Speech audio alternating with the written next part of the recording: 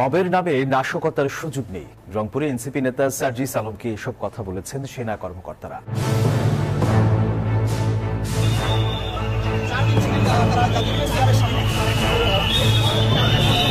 যতক্ষণ আছে, এই শরীরে রক্ত যতক্ষণ আছে, we are not going to promote anyone যে দেশের বিরুদ্ধে করে।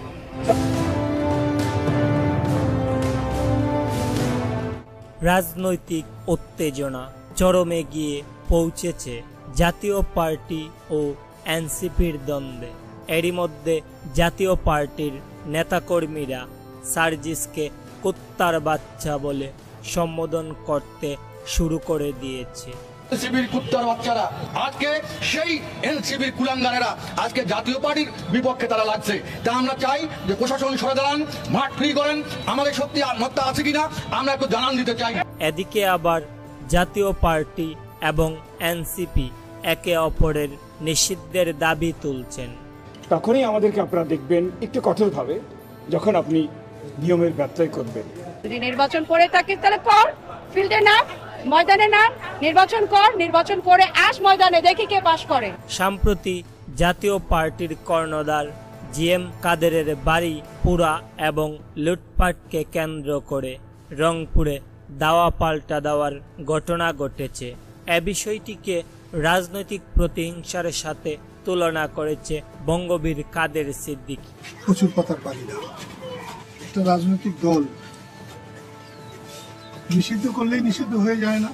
ছোট্ট একটি সার্কাস পার্টি করেছে, সেই সার্কাস পার্টির নেতারা আজকে জাতীয় পার্টির বিরুদ্ধে তারা বিক্ষোভ করে। কত বড় সাহস তাদের, কত বড় কলিজা তাদের।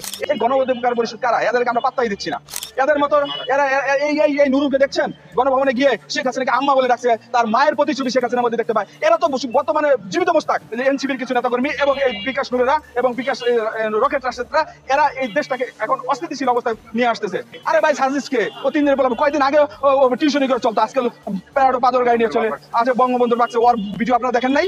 ও বঙ্গবন্ধুর এবং আমাদের এই যে ছাত্রলীগের সাদ্দাম, তারপরে আপনার এই যে গোলাম রাব্বানি, ওদের চানাচুর খাওয়া হাত দিয়া, ওদের বাদাম ছিলে দিয়ে ওদের মুখে তুলে দিত। আজকে সেই ছাত্রলীগ বললাম, এই জন্য বললাম ওরা হলো জীবিত মোস্তাক। এরা আওয়ামী লীগেরটা খেয়ে ছাত্রলীগের খেয়ে হলে থেকেছে, এখন আবার তারা সেইখান থেকে এসে আওয়ামী লীগের বিরুদ্ধে কথা বলছে, আজকে জাতীয় পার্টির বিরুদ্ধে।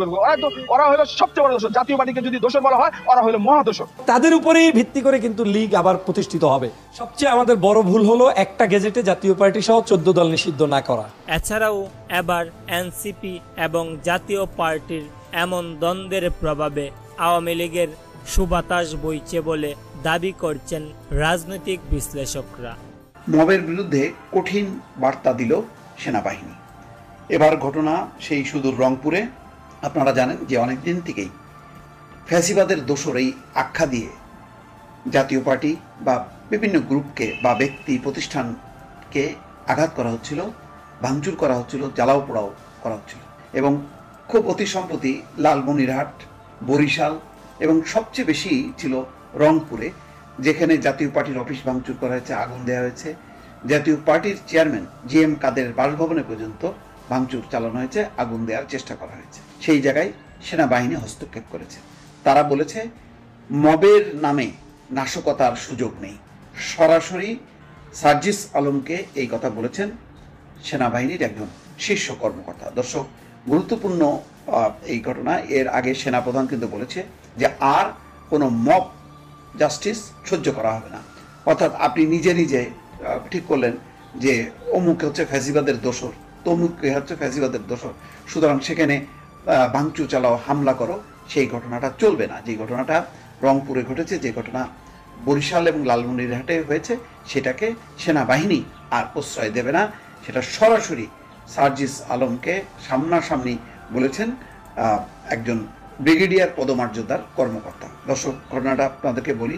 সম্মুখকালে এই খবরটি এসছে যে জাতীয় পার্টির চেয়ারম্যান জিএম কাদেরের বাসভবনে হামলা এবং ভাঙচুরের ঘটনায় শনিবার দিবাগত মধ্যরাতে বৈষম্য বিরোধী ছাত্র আন্দোলন এবং বিএনপির নেতাদের ডেকে জিজ্ঞাসাবাদ করেছে সেনাবাহিনী।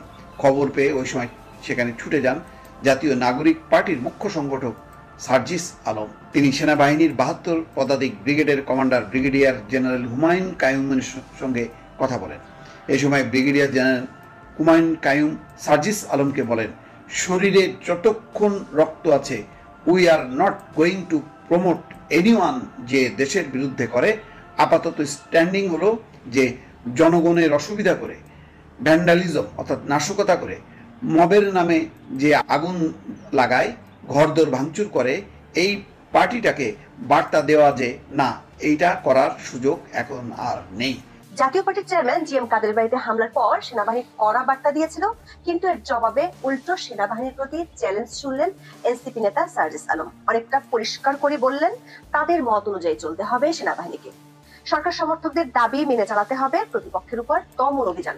আওয়ামী লীগের কার্যক্রম নিষিদ্ধ করার পর জাতীয় পার্টিকে টার্গেট করেছে সরকার ও তাদের সমর্থকেরা। ঠিক এই সময় সেনাবাহিনীর উপর সার্জিসের এমন চ্যালেঞ্জ তৈরি করেছে নতুন বিতর্ক। চলুন যাওয়া যাক বিশ্লেষণ। জাতীয় পার্টিকে লক্ষ্য করে নতুন হামলা শুরু হয় 29 মে। এদিন ঢাকা থেকে রংপুরে গিয়ে নিজ বাড়িতে সাংবাদিকদের সঙ্গে কথা বলেন দলটির চেয়ারম্যান জি এম কাদের। দেশের চলমান অবস্থা নিয়ে উদ্বেগ জানিয়ে দলের নেতাকর্মীদের নির্বাচনের ও আন্দোলনের প্রস্তুতি নেওয়ার আহ্বান জানান তিনি। প্রধান উপদেষ্টার পক্ষপাতিত্বমূলক আচরণের অভিযোগ করে জাতীয় পার্টির চেয়ারম্যান বলেছেন, প্রধান উপদেষ্টা এবং তার নিয়োগকর্তারা দেশকে সুস্পষ্টভাবে বিভক্ত করেছেন, বিরোধী মতের উপর দমন নিপীড়ন চালাচ্ছেন। এই বিভক্তি দিনকে দিন শক্তিশালী হচ্ছে এবং একজনের উপর আরেকজনের সংঘাতপূর্ণ পরিবেশের সৃষ্টি হয়েছে। দেশ সামনে বড় ধরনের একটি সংঘাতের দিকে যেতে পারে বলেও আশঙ্কা করেছেন জি এম কাদের। দর্শক, তার বক্তব্য প্রচারের পরপরই জি এম কাদেরকে ফ্যাসিবাদের দোষর আখ্যায়িত করে মিছিল বের করে এনসিপির ছায়া সংগঠন বৈষম্যবিরোধী ছাত্র আন্দোলন। এই মিছিল থেকে হামলা হয় জি এম কাদেরের বাসায়। বাসার সামনে দুটি মোটরসাইকেলে আগুন ধুয়ে দেওয়া হয়। হামলায় নেতৃত্ব দেওয়ার অভিযোগ উঠেছে বৈষম্যবিরোধী ছাত্র আন্দোলনের রংপুর মহানগরের আহ্বায়ক ইমতিয়াজ আহমেদ পিন্টুর বিরুদ্ধে। তাদের উপরেই ভিত্তি করে কিন্তু লীগ আবার প্রতিষ্ঠিত হবে। ডক্টর মোহাম্মদ ইউনূসকে বলে ইউনূস পতন চাই, এই সরকারের পতন চাই, কত বড় দুঃসাহস তাদের। সবচেয়ে আমাদের বড় ভুল হলো একটা গেজেটে জাতীয় পার্টি সহ 14 দল নিষিদ্ধ না করা। আমাদের উচিত ছিল আওয়ামী লীগের সাথে আওয়ামী লীগের দোসর শব্দটা উল্লেখ করে আওয়ামী লীগের সাথে সহযোগী যারাই ছিল, এই এখনো সম্ভব আওয়ামী লীগের সাথে সহযোগী সংগঠন হিসেবে যারা কাজ করেছে, এটা যদি ওই বিষয়ে উল্লেখ করা থাকে তাহলে এই সহযোগী ছিল এরাও, এদেরকে নিষিদ্ধ করে দেওয়া উচিত ছিল, কারণ এরা গত 16 বছর দেশ বিরোধী কাজ করেছে। কিন্তু বাংলাদেশের দুর্ভাগ্য, আমাদের প্রতিদিন নিষিদ্ধ করো মিছিল করা লাগতেছে। আমরা প্রত্যেকদিন কেন নিষিদ্ধ করতে মিছিল করবো? এই জুলাই বিপ্লবের সময়ের সবচাইতে বড় গাদ্দার জাতীয় পার্টিও একটা। তারা কিন্তু আপনার যখন এই যে 24-এর ইলেকশন হলো, জনগণ প্রত্যাশা করেছিল যা পাপ করেছে ভালো হয়েছে, 24-এ অন্তত জাতীয় পার্টি থাকবে না ইলেকশনে। ওই দিন যদি জাতীয় পার্টি নির্বাচনে না যাইতো, আওয়ামী লীগ নির্বাচন করতে পারতো না। ওই অর্থে ওই ইগল মার্কা টার্কা দিয়ে করতে হয়তো, কিন্তু তাতে অতটা ফলপ্রসূ হতো না। কিন্তু তারা মুনাফিকি করলে 24টা আসন তারা চেয়ে নিলেন, তার মধ্যে 11টা আসনে সম্ভবত তারা জয়যুক্ত হলেন, এবং সেটাও কি প্রত্যেকটা আসনেই আওয়ামী লীগের প্রার্থীকে উড্ডু করিয়ে তারপরে তার প্রতিদ্বন্দ্বী হয়েছে মাত্র আওয়ামী লীগের অথবা অন্য কোনো একজন সংস্কারপন্থী নেতার সাথে, যিনি ওখানে প্রতিবাদী হিসেবে দাঁড়িয়েছেন। তো এইরকম একটি দল তারা কি থাকতে পারে? এখনো তারা ডক্টর মোহাম্মদ ইউনূসকে বলে ইউনূস পতন চাই, এই সরকারের পতন চাই, কত বড় দুঃসাহস তাদের। তো প্রিয় দর্শক, জাতীয় পার্টির চেয়ারম্যান জি এম কাদেরের বাড়ি লুটপাট এবং সার্জিসের এমন কর্মকাণ্ডকে আপনি কেমন চোখে দেখছেন তা অবশ্যই নিচে কমেন্ট করে জানাবেন। ধন্যবাদ সবাইকে।